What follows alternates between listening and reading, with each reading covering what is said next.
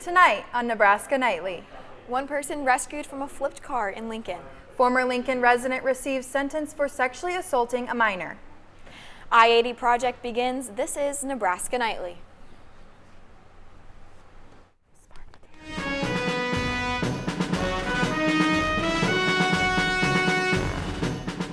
Live from the Don and Lorena Meyer studio at the University of Nebraska-Lincoln College of Journalism and Mass Communications, this is Nebraska Nightly.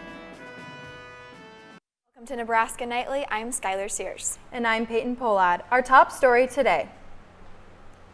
Foreign aid workers feeding starving people are the latest to be killed in Israel's war on Gaza.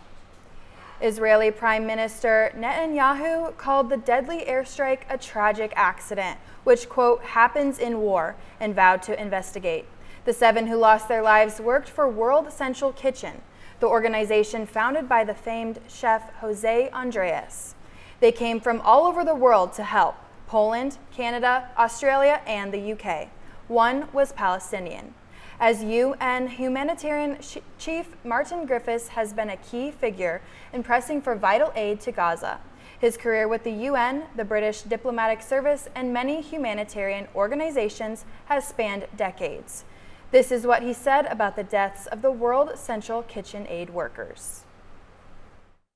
I think it's appalling tragedy is proof, as if we needed it, of the incredible dangers that exist involved in delivery of humanitarian aid inside Gaza, a point that we've been making for months.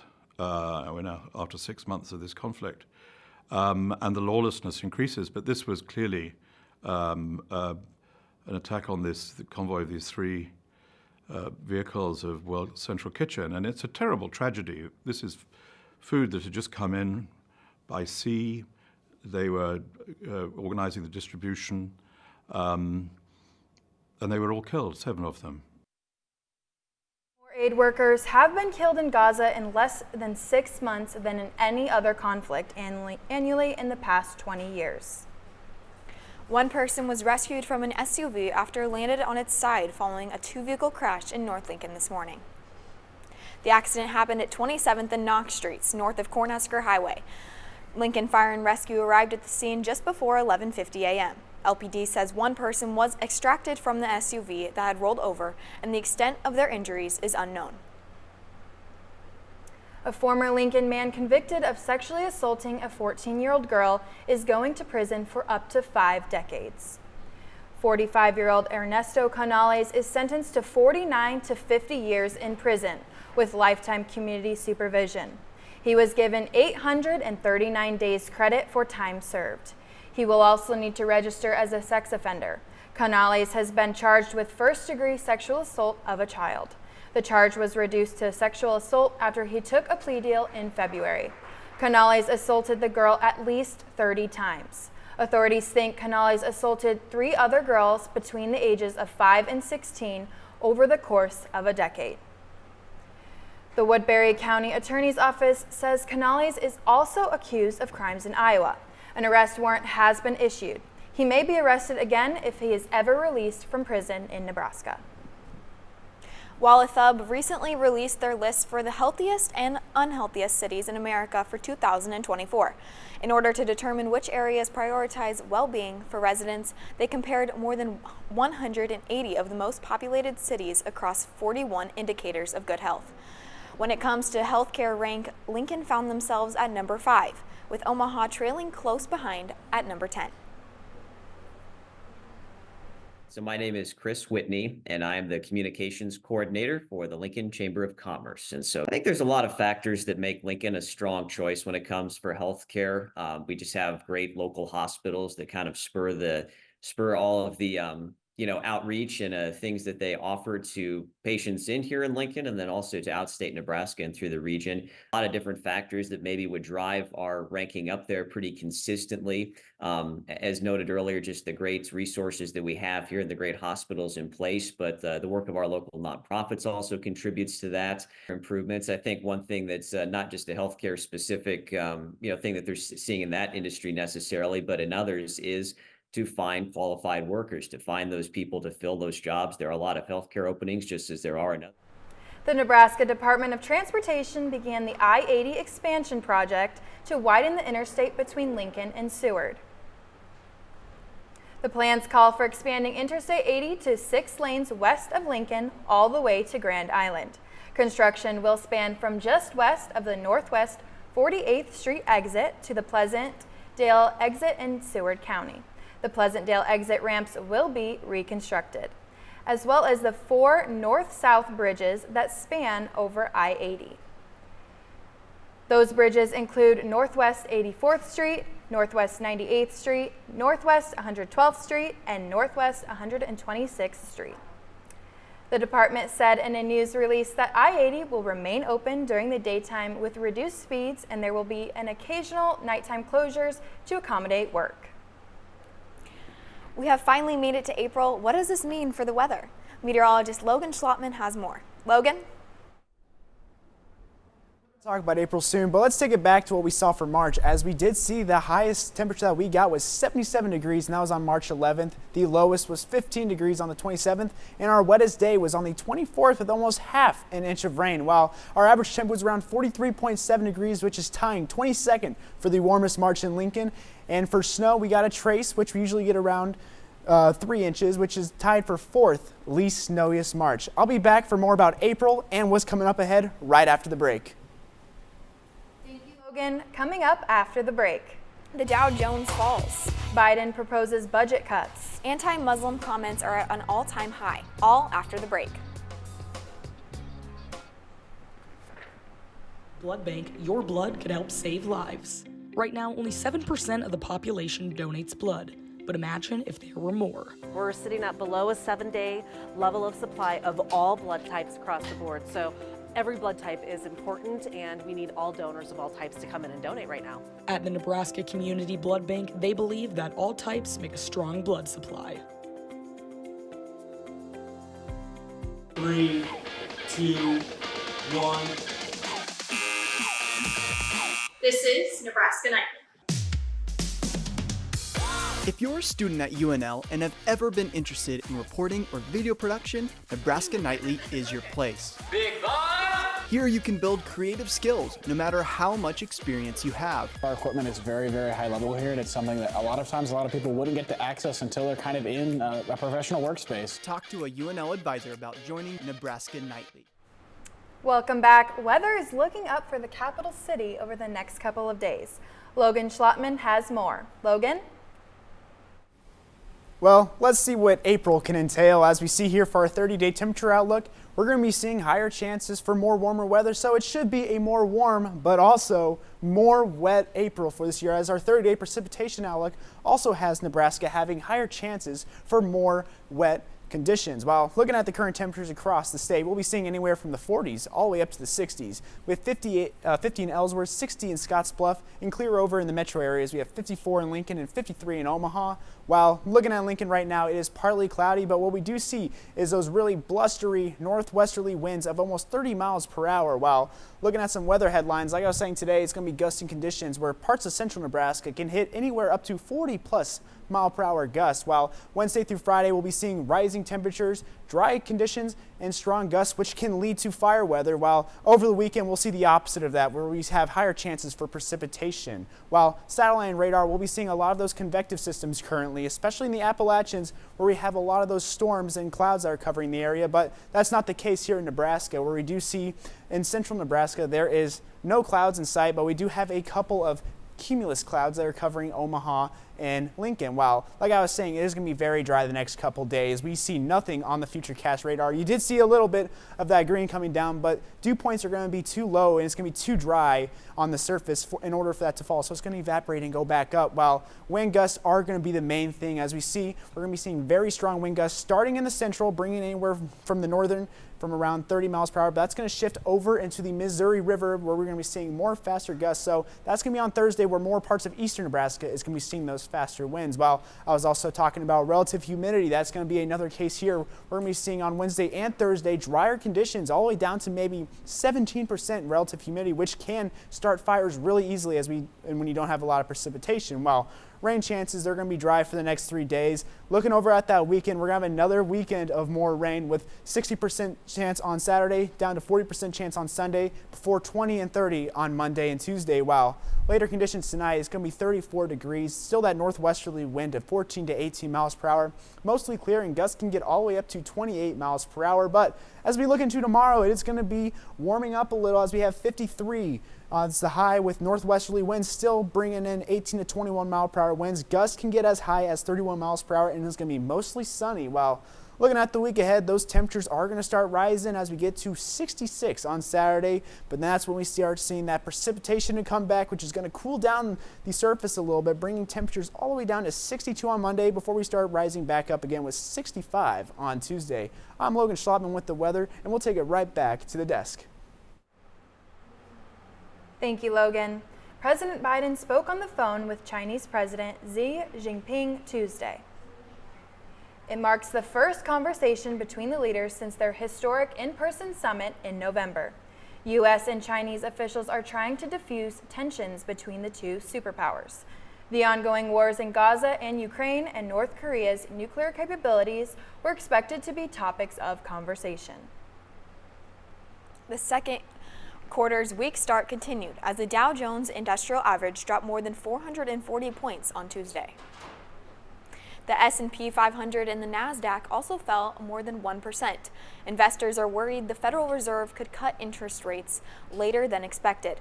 The CME FedWatch tool says there's a 62% chance of a rate cut in June. More than a week ago, it was 70%.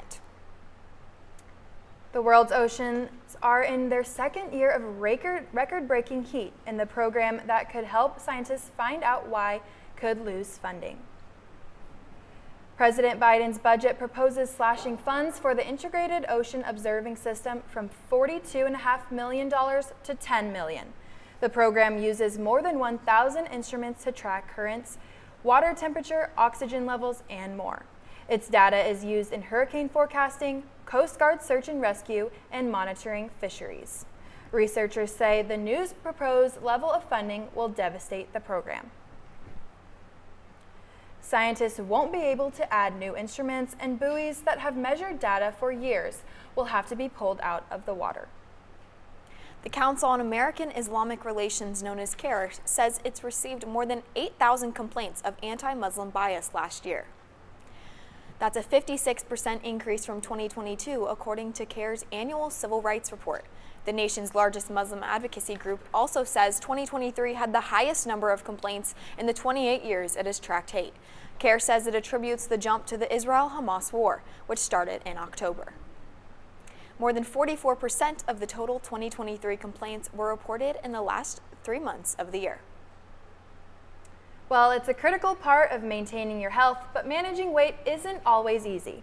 And if you're hoping to shed a few pounds as it gets warmer, experts say there's no better time than to start now. In today's Health Minute, Dr. Steve Poon has more on how to successfully get fit as summer approaches.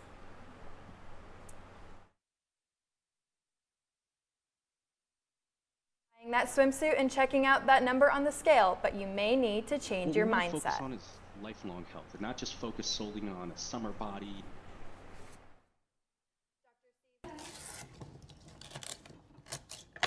First, a lot of times people be try to make realistic. these drastic changes, but oftentimes they don't take hold because it's very difficult.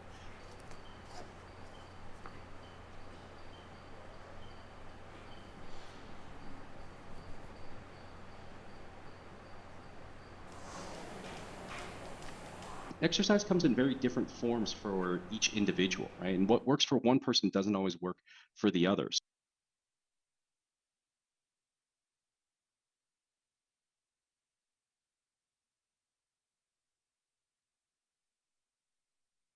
Certain diets tend to avoid carbohydrates, but that's part of your long-term energy store. So if you're doing some longer distance exercises, you're going on a weekend hike on a challenging mountain trail, having some carbohydrates the night before will actually help keep and sustain your energy.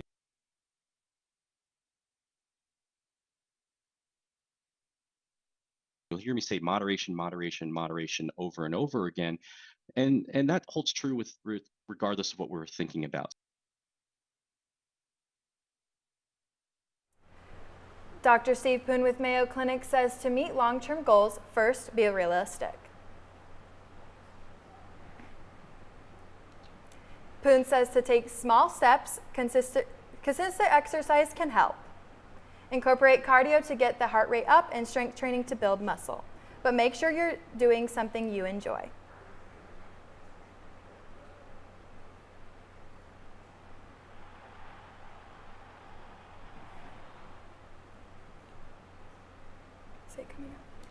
Coming up after the break. The Husker baseball team may have a place in the on Husker football, all after the break. Okay, so how about this much? I don't know. Well, how about this much? I don't know. How about... Actually, I don't know. Okay, maybe this much? I don't know. The very tip of your pencil, a fraction of a raindrop, 3 grains of salt. That's how much it takes for a dose of fentanyl to become lethal. Learn more at realdealonfentanyl.com.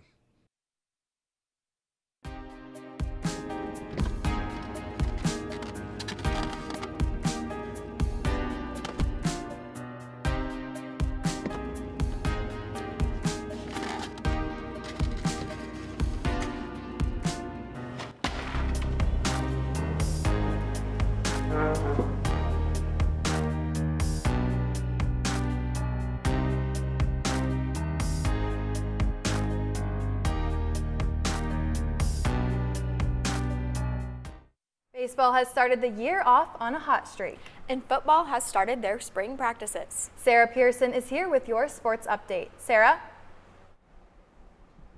Baseball season is in full swing, and the Huskers are red hot as of late.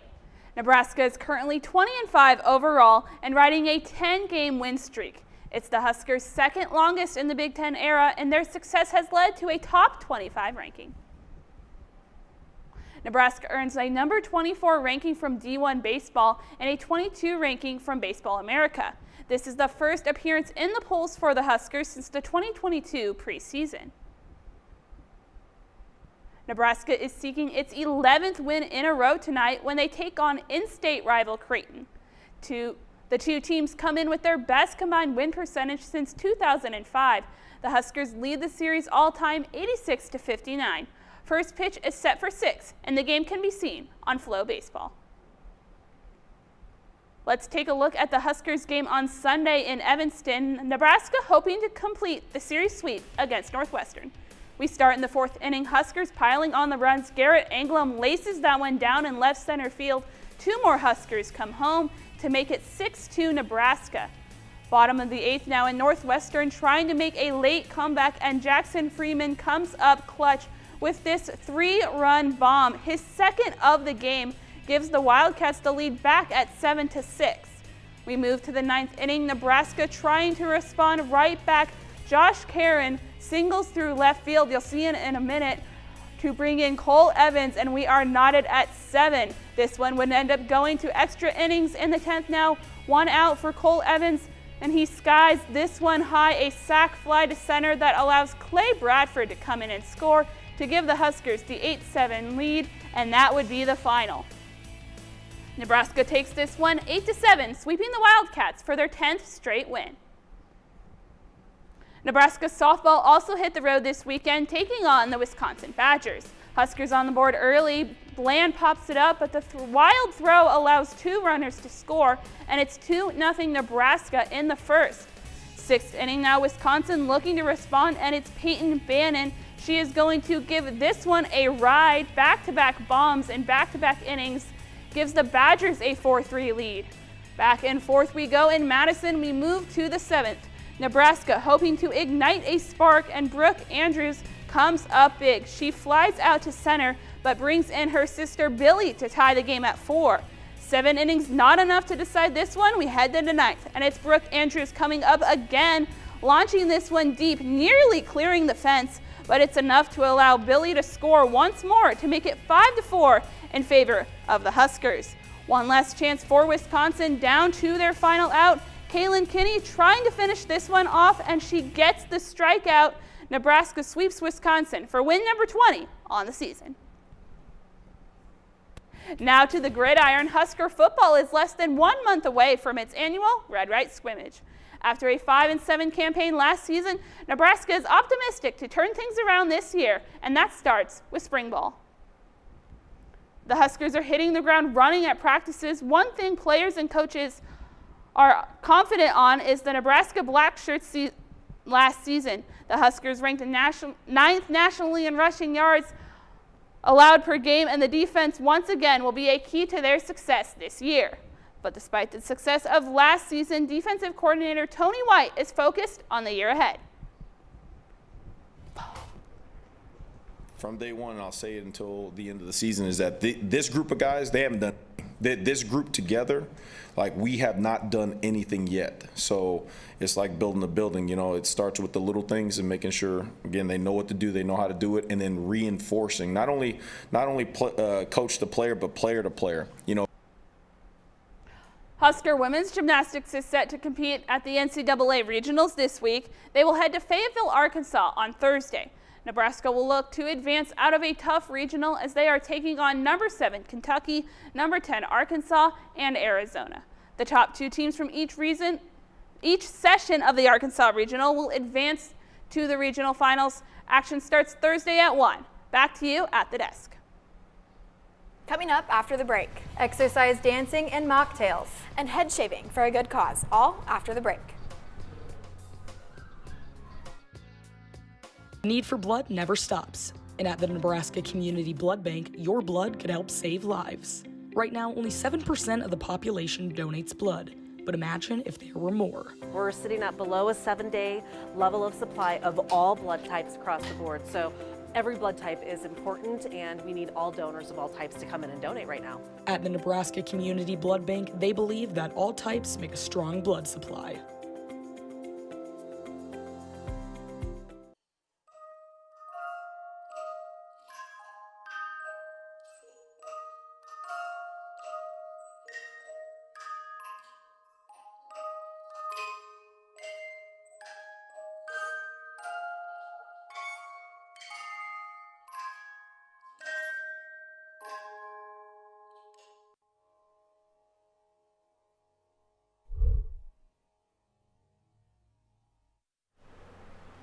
This week in entertainment, there's chances to win some groceries. Also an event to get out biking on the town. Madeline Fox is here with your entertainment. This Thursday, 6 p.m. to 9 p.m., the National Residence Hall Honorary is hosting a grocery bingo event. With every card purchased, you can win prizes while fundraising for childhood cancer at the St. Baldrick's Shave for the Brave event. Regular bingo cards start at $3 and premium diamond cards start at $5. For details, visit nrhh.unl.edu/St. Baldrick's. From 8 to 8:50 tonight, the UNL Campus Recreation Center is hosting Mixed Fit and Mocktails. Mixed Fit is a fitness program that combines dancing with boot camp toning that uses all types of music. Mocktails will be provided after the class. To register for the event, visit go.unl.edu/fitness-classes. Now, I know I need my morning coffee, and if you do too, then this event might be for you. While exploring Lincoln, finding new bike paths, and making coffee, you can start your morning off right with this bike ride. If you aren't a coffee drinker, don't worry. They will also have tea, hot chocolate, and apple cider available. It starts at 7:30 a.m. and ends at 9:30 a.m. this Friday. Bikes and helmets will also be provided. To sign up, you can visit crec.unl.edu/activities. Now that's all for entertainment today. Back to you at the desk. Well, Skylar, I don't know about you, but I'm definitely a person that needs my morning coffee before classes. I agree. And how fun is that? Getting your morning coffee and going on a bike ride. I would have to agree. Nebraska Nightly is a production of the University of Nebraska's College of Journalism and Mass Communications. Thanks for tuning in. We'll see you next week on Nebraska Nightly.